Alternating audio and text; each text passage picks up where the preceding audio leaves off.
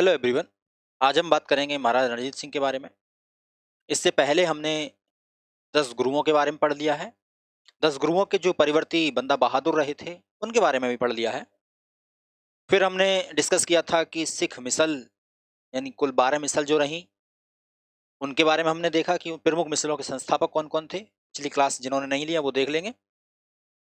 और आज हम बात करेंगे राजा रणजीत सिंह के बारे में और देखेंगे किस तरीके से सिख साम्राज्य बनता है।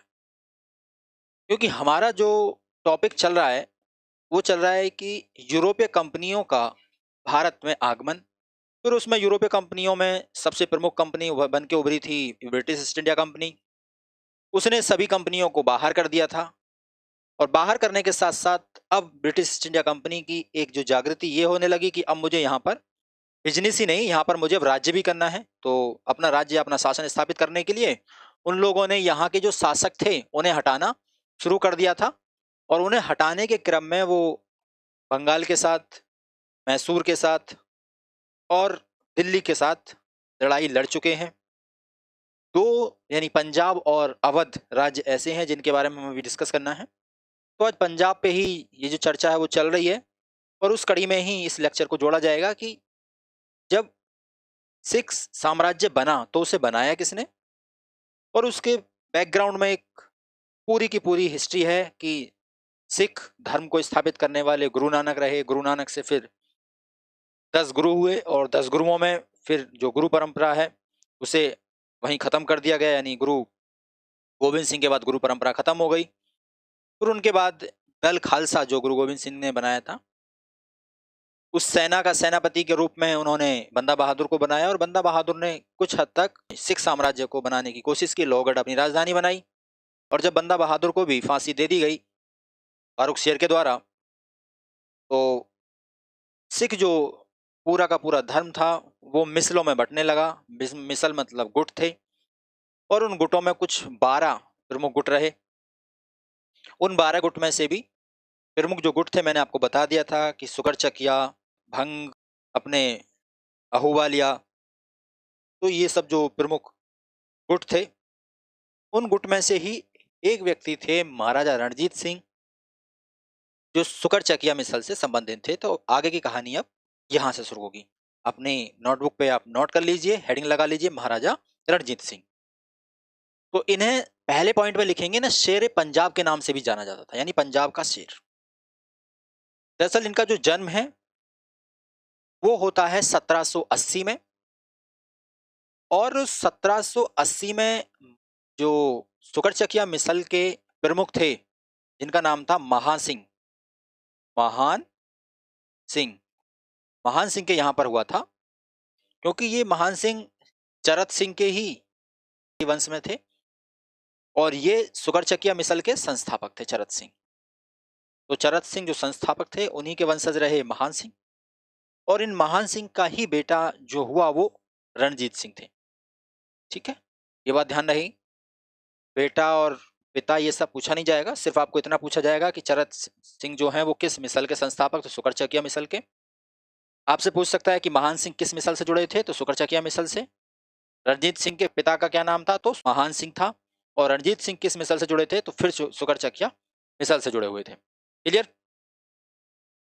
तो जो सिख साम्राज्य बना या सिख साम्राज्य की जिसे हम संज्ञा देते हैं आज, उसे बनाने में प्रमुख जो भूमिका है वो महाराजा रणजीत सिंह की है। इन्हीं को सिख साम्राज्य का फाउंडर कहा जाता है। और कैसे कहा जाता है ये सब बातें हम अभी आपको दिखाते हैं। मात्र 10 वर्ष की उम्र थी जब इनके फादर का देहांत हो जाता है 1790 में। तो सारा का सारा भारी इन्हीं के ऊपर आ गया। 1790 से इन्होंने अपने आप को प्रशासन में एंगेज करना शुरू कर दिया, शासन में एंगेज करना शुरू किया और 1792 से ही यानी मात्र 12 वर्ष की उम्र से ही युद्ध पे बाहर जाने लगे। बचपन में ही इनको स्मॉल पॉक्स हो गया था, छोटी माता, और उसके चलते इन्होंने अपनी एक आंख खो दी थी। इस आंख को खोने का उन्हें गम नहीं था, बल्कि उन्होंने इस चीज को और पॉजिटिविटी में लिया। उन्होंने कहा कि भगवान ने मुझे एक आंख दी है और एक आंख का मतलब ये है ताकि मैं सभी धर्मों को, सभी जातियों को, धर्म धर्म कौन कौन से, चाहे हिंदू हो, चाहे मुस्लिम हो, चाहे सिख हो, ईसाई हो, उन सभी को, सभी अमीर गरीब सभी लोगों को मैं अपनी एक आंख से एक समान देख सकूं, सबके साथ समान न्याय कर सकूं, इसलिए भगवान ने मुझे एक आंख दी है। इतना पॉजिटिविटी रखने वाला इंसान मात्र 19 वर्ष की अवस्था में था, तो इन्होंने लाहौर को एनेक्स कर लिया, नहीं लाहौर को जीत लिया। दरअसल लाहौर को जीतने के पीछे कहानी ये थी कि जब जमान शाह ने हमारे यहाँ आक्रमण किया, रणजीत सिंह के राज्य पे जब आक्रमण किया, तो इस आक्रमण को रणजीत सिंह ने विफल कर दिया और जमान शाह को लौट के जाना पड़ा। तो जो आक्रमण था रावी नदी के पास का था, यानी रावी नदी के तट तक ही आ गया था, और कुछ तोपें इसकी रावी नदी में गिर गई थी। किसकी? जमान शाह की। तो रणजीत सिंह इतने भले हृदय के थे कि इन्होंने इसकी तोपों को निकाल के भेज दिया, ले जाओ, जमान शाह की तोपें हैं, उनको वापस कर दो। जमान शाह इससे बड़ा खुश हुआ और खुश होकर उसने कहा कि आप जो लाहौर का क्षेत्र है वहां के प्रशासक हमने नियुक्त किए। अब दरअसल लाहौर वाले क्षेत्र पर तो जो भंग मिसल था, या भंगी मिसल या भंग मिसल, उनका क्षेत्र था वो लाहौर वाला। तो उन्होंने इसकी ऐतराज उठाया कि भाई हमको सुकर चकिया मिसल में नहीं मिलना है।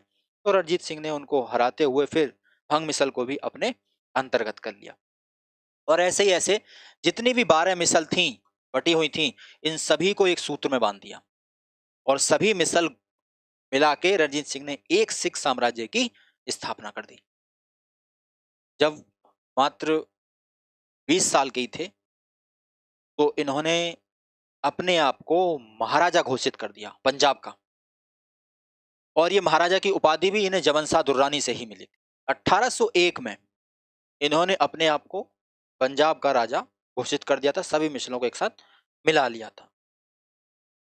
इनके बारे में जो तथ्य हैं वो बहुत ज्यादा इंपॉर्टेंट और भी हैं, तो उन्हें देखने के लिए हम चलते हैं जरा 1798 से आगे। इन्होंने अपनी दो राजधानी बनाई। दो राजधानी कौन कौन? पहली राजधानी के रूप में इन्होंने रखा लाहौर को, और दूसरी राजधानी के रूप में बन रखा अमृतसर को, कि दो दो राजधानियों क्या करेंगे ये। लाहौर को बनाया इन्होंने अपनी प्रशासनिक राजधानी या राजनीतिक राजधानी, ठीक है, राजनीतिक राजधानी। और अमृतसर को इन्होंने क्या बनाया? अपनी धार्मिक राजधानी।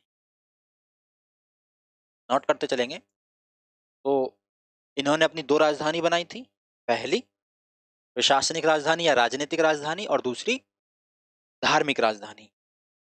ये 1802 में बनाई थी और ये 1801 में। ध्यान रखेंगे। इसके आगे आगे हमें ध्यान रखना है कि इनका जो क्षेत्र था वो काफी व्यापक था। कहां तक फैला हुआ था? तो हम जाएं तो उत्तर पश्चिम में अटक से लेके, उत्तर पश्चिम में अटक से लेके, ये पाकिस्तान का क्षेत्र पड़ता था उस टाइम, पाकिस्तान और अफगानिस्तान का। तो अटक से लेके और नीचे चंडीगढ़ पटियाला तक इनका जो क्षेत्र आता था। यहां में ध्यान रखना है कि आगे जब संधि होगी, अभी रणजीत सिंह में और अंग्रेजों में अमृतसर की संधि होगी, तो यहाँ बहावलपुर तक की सीमा जो सतलुज नदी के वहां आती है, सतलुज नदी जहां से निकलती है, लुधियाना, बहावलपुर, ये सब जो क्षेत्र हैं, इनको छोड़ते हुए ऊपर का जो क्षेत्र है वो रणजीत सिंह के अंडर आ जाएगा। तो ये ध्यान रखेंगे। तो इनमें रावलपिंडी, झेलम, रावलपिंडी, गुजरात, गुंजरवाला, अमृतसर, जालंधर और ये फैसलाबाद, ये सारे क्षेत्र जो हैं वो रणजीत सिंह के अंतर्गत आते थे, मुल्तान सहित। अब दरअसल रणजीत सिंह के जो पांचवी रानी थी, उनका जो सबसे छोटा बेटा था उसका नाम था दिलीप सिंह। क्या नाम था? दिलीप सिंह। तो हेडिंग लगा लेंगे रणजीत सिंह के बेटे, या रणजीत सिंह के बेटे। पहला नाम लिखेंगे उसमें खड़ग सिंह, खड़ग सिंह। दूसरा नाम लिखेंगे नवनिहाल सिंह, नवनिहाल सिंह। और तीसरा नाम लिखेंगे दिलीप सिंह, दिलीप सिंह। ये 3 बेटों का क्रम आपको ध्यान रखना है, क्योंकि खड़क सिंह को पहले सबसे पहले गद्दी मिलेगी जब रणजीत सिंह की मृत्यु हो जाएगी। फिर उसके बाद नवनिहाल सिंह बैठेंगे और फिर नवनिहाल सिंह के बाद फिर दिलीप सिंह को गद्दी मिलेगी। तो ये क्रम आपसे पूछा जाता है। अब बात आती है 1809 पे। 1809 की क्या कहानी है? 1809 को अमृतसर की संधि होती है। किसकी संधि होती है? अमृतसर की संधि। क्यों करनी पड़ी अमृतसर की संधि?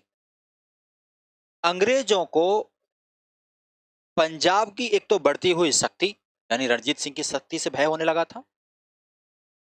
दूसरा, फ्रांस और रूस, फ्रांस और रूस दोनों मित्र बनने लगे थे और इनकी करीबी के चलते नेपोलियन का खतरा भारत पे होने लगा था कि नेपोलियन ने भारत पर यदि खतरा पैदा कर दिया या आक्रमण कर दिया तो अंग्रेजों को यहां से भागना पड़ेगा इस क्षेत्र से। तो बड़ी चतुराई से चार्ल्स मैटकॉफ, जो उस समय वायसराय हुआ करता था, और रणजीत सिंह के बीच में यह संधि होती है। और इस संधि को इन्होंने, जो सतलुज नदी है, सपोज करो कि ये अपना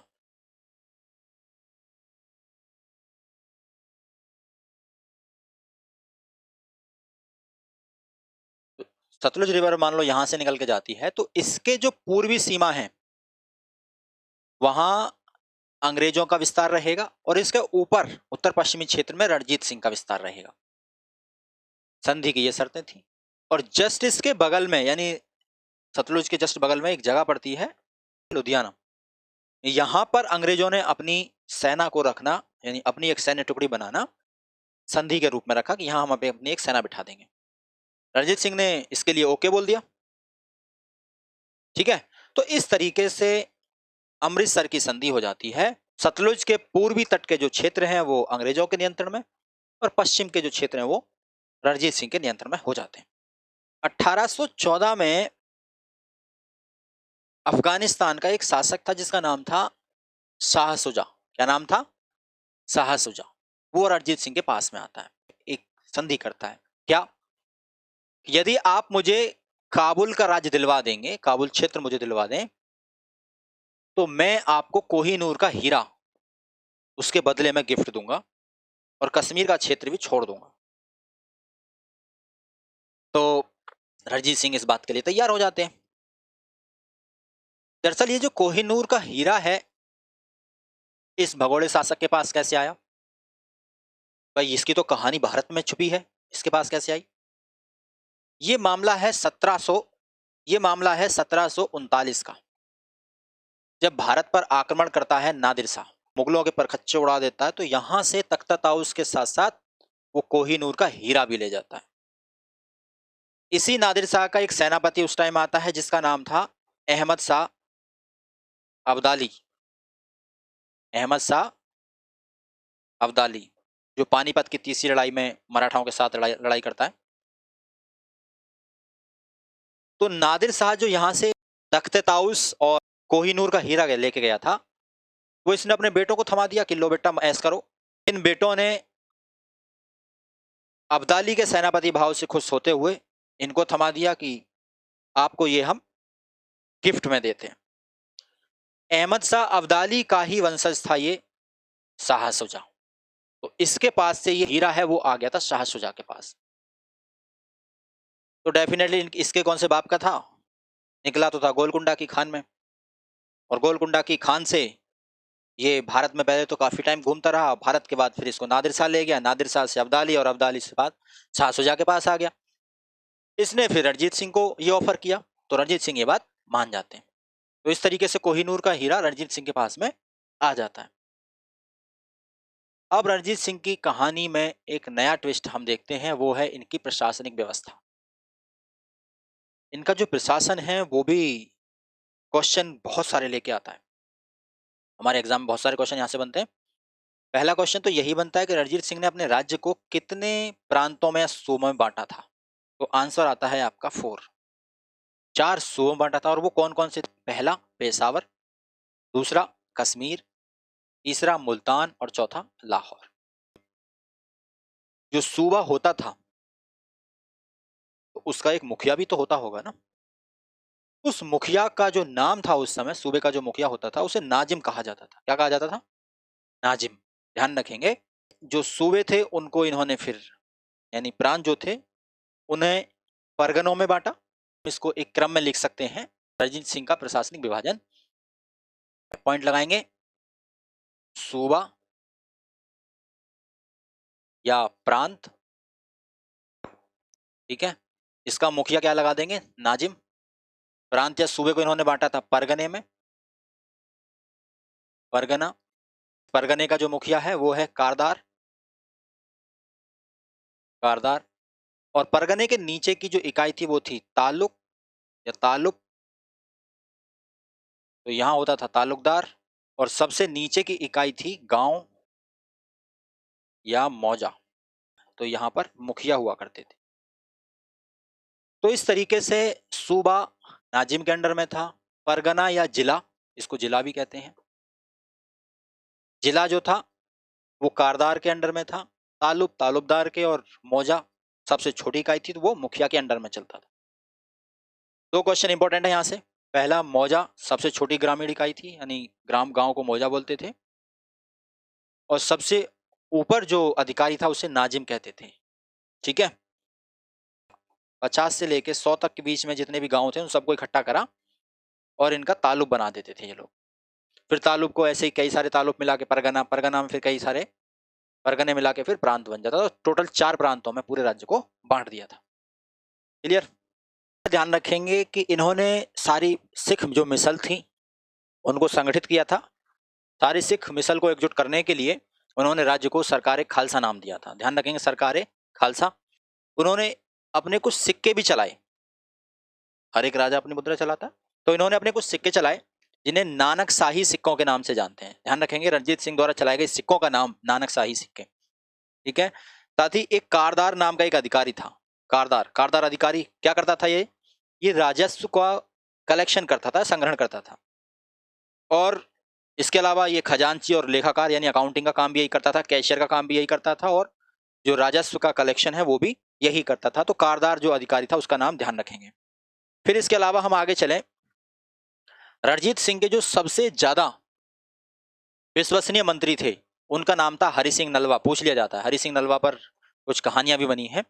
तो हरि सिंह नलवा सबसे विश्वसनीय इनके मंत्री थे, और दीनानाथ जो थे वो इनके वित्त मंत्री थे, और फकीर अजीमुद्दीन इनके विदेश मंत्री थे। ये भी ध्यान रखेंगे कि दीनानाथ इनके क्या थे? दीनानाथ इनके वित्त मंत्री थे, और अजीमुद्दीन इनके विदेश मंत्री थे, और हरि सिंह नलवा इनके सबसे विश्वसनीय मंत्री थे।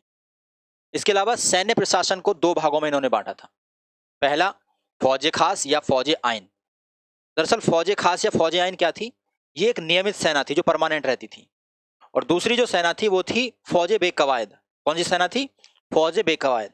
ये एक अनियमित सेना थी, यानी जब जरूरत पड़ती थी सेना को गठित कर लिया जाता था, और जब जरूरत ना हो इसे भंग कर दिया जाता था।